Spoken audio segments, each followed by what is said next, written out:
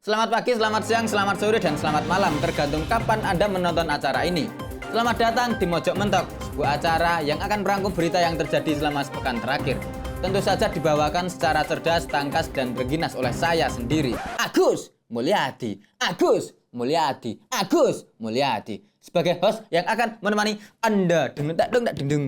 Sebuah video yang dibagikan oleh akun ERC1212 di TikTok viral dan menjadi bahan guyonan netizen. Pasalnya video tersebut memperlihatkan kondisi mesin motor Honda Beat milik seorang wanita yang sudah tidak diservis selama 5 tahun. Saat montir mencoba membuka mesin motor tersebut, ternyata di dalam mesin motor itu terdapat sarang lebah kelanceng. Sang montir yang memeriksa mesin motor tersebut pun tertawa karena tak menyangka akan mendapati pemandangan yang sangat langka tersebut.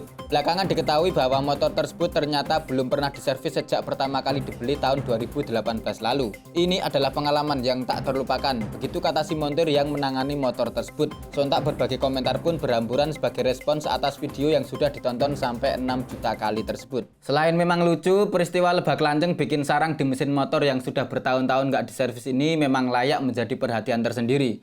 Kok bisa-bisanya motor sampai 5 tahun nggak diservis? Kalau 5 tahun nggak bayar pajak motor sih masih mending. Toh nanti urusannya cuma denda. Tapi kalau 5 tahun nggak diservis ini kan bahaya. Resikonya keselamatan. Ganti oli dan terutama servis berkala itu hal dasar dalam urusan kendaraan bermotor. Ini perkara penting, malah harus masuk dalam kurikulum pendidikan.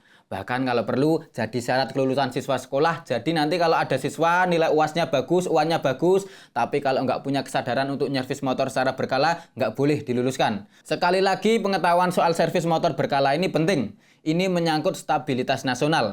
Kalau soal servis motor saja kita abai, maka bagaimana mungkin kita bisa mengelola alutsista dan kendaraan tempur yang canggih-canggih itu? Kesadaran akan servis motor juga mempengaruhi keharmonisan kehidupan rumah tangga. Tak terhitung akan ada berapa banyak anak yang menjadi yatim atau istri yang berpotensi menjadi janda karena ayah dan suaminya meninggal kecelakaan karena kondisi motornya yang tidak proper sebab jarang diservis. Makanya buat para calon mertua, ini harus menjadi perhatian. Kalau mau ngetes calon mantu yang sedang PDKT datang ke rumah, jangan cuma ditanya kamu punya gaji berapa atau kamu kerja di mana, tapi juga perlu ditanya sebutkan 3 lokasi AHAS terdekat. Jangan pernah anggap remeh servis motor ya. Bayangkan 5 tahun motor nggak pernah diservis sampai mesinnya jadi sarang lebah kelanceng. Motor lain pas ganti oli keluar oli bekas, yang ini malah keluar madu, kan nggak enak ya. Untung motornya Honda Beat masih agak kecilan, jadi cuma jadi sarang lebah. Coba kalau motornya NMAX atau PCX ya, bisa-bisa jadi sarang burung walet, Pak. Nanti lama-lama kemasan agar-agar cap burung walet itu ganti logo jadi siluet NMAX ya. Kan nggak masuk. Perusahaan riset Populix baru saja menerbitkan laporan terkait fenomena skripsi untuk mahasiswa di Indonesia. Hasil riset tersebut langsung menjadi bahan perbincangan yang ramai di media sosial. Pasalnya dalam riset tersebut disebutkan bahwa 45% orang Indonesia nekat memalsukan data skripsi demi lulus kuliah. Co-founder and CTO Populix Jonathan Benny mengatakan bahwa memang banyak mahasiswa Indonesia yang mengalami kesulitan dalam mengumpulkan data skripsi karena kendala-kendala dalam proses pengerjaan skripsi dan ketakutan mereka dalam menghadapi sidang skripsi tersebut. Selain memalsukan data, kecurangan-kecurangan skripsi lain yang juga banyak dilakukan oleh orang Indonesia antara lain adalah menggunakan joki skripsi sebanyak 26% serta meniru skripsi orang lain sebanyak 16%. Memang mental mahasiswa kita ini nggak fighter-fighter amat ya. Jangankan berhadapan dengan dosen penguji yang killer. Bahkan untuk sekedar cari data buat skripsi saja sampai harus pakai praktik pemalsuan. Dan jumlahnya nggak kecil lagi, 45%. Itu belum termasuk yang pakai jasa joki dan meniru skripsi orang lain loh. Alasannya susah pas mau bikin skripsi, jadi mau nggak mau harus memalsukan data. Ya namanya juga mahasiswa, mau lulus ya harus mau susah dan repot buat bikin skripsi, itu sudah konsekuensi. Kalau syarat lulusnya mau yang enak, jangan jadi mahasiswa, cukup jadi siswa kelas 3 SMP saja. Nggak perlu bikin skripsi, cukup bikin laporan karya tulis Dharma Wisata ke Pulau Bali atau Yogyakarta. Nggak perlu susah-susah bikin kuesioner dan disebarkan ke orang-orang, cukup bikin tulisan singkat tentang pariwisata Bali sambil tipis-tipis wawancara pengunjung pasar seni Sukawati atau Danau Bedugul. Ingat, memalsukan data ini bukan perkara sepele dan tidak boleh dibiasakan apalagi sejak mahasiswa. Kalau sejak mahasiswa sudah terbiasa memalsukan data, nanti kalau sudah besar dan jadi pejabat, bisa bahaya. Indonesia ini Pak ya, bikin kebijakan memakai data yang benar saja, masih banyak amburadulnya, apalagi pakai data palsu. iso ora pedhot wae wis apik, Pak. Tak deng. Oke, terkait dengan berita selanjutnya, kami sudah menghadirkan narsum yang tentu saja kompeten untuk membahasnya. Siapa dia? Ya inilah Mas Ega Kongres. Halo Mas Ega. Halo Gus, kabar baik ya? Kabar baik dong. Mas Ega, ini Ya, berita terbaru nih ya. Jokowi katanya ada kemungkinan tidak akan hadir dalam acara hari ulang tahun ke-51 PDIP. Waduh. Karena ada lawatan ke Vietnam, Filipina dan Brunei tanggal 10 besok. Kita nggak tahu ya ini nanti akan hadir atau enggak. Gimana menurut panjenengan? Karena ada desas-desus nih ya. Ya, duh ini agak ini ya. Jadi Kendel-kendel wae, abang lo. ya saya kasih nilai 11 ya. Jadi gini Gus, ini kayaknya ini kedewasaan politik Pak Jokowi sedang diuji. Sedang diuji, Benar ya. sekali. Jadi antara mungkin dilema ya kan, ada tugas negara, terus di sisi lain ada ulang tahun PDI.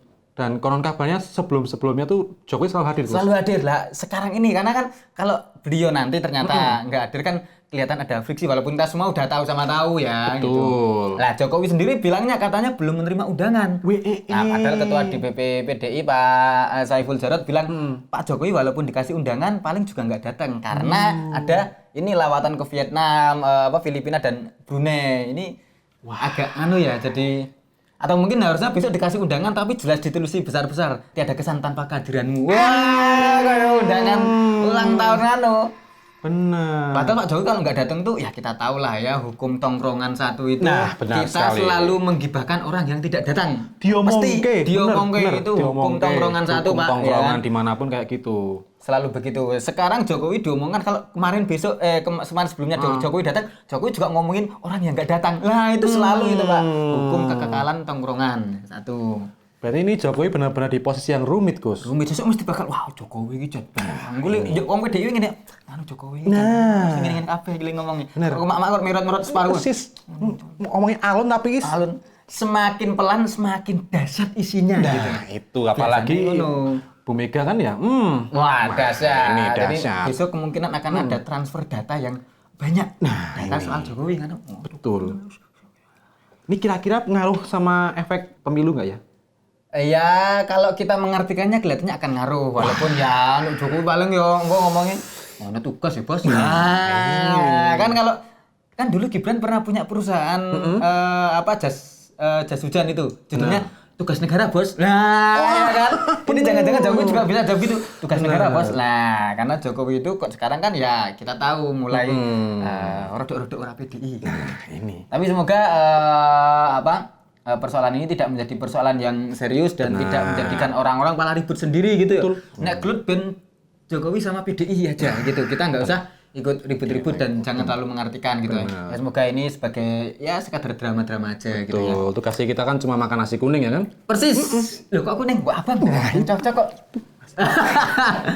Oke, pemirsa, itulah barusan obrolan saya bersama Bung Ega Kongres terkait dengan kemungkinan Pak Jokowi nggak datang di hari ulang tahun PDI ke-51. Sampai jumpa di episode Mojok-Mentok berikutnya, tentu saja dengan narsum yang jauh lebih kompeten dan jauh lebih terpercaya. Sampai jumpa. Sampai jumpa.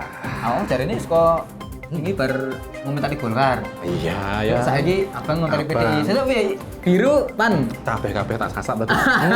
Sing penting ono dite. 2024 ya, Bos. 2024 ya, Bos. Ngene iki golek piting. Meeting digumpulke enak ya, Bos. Yes.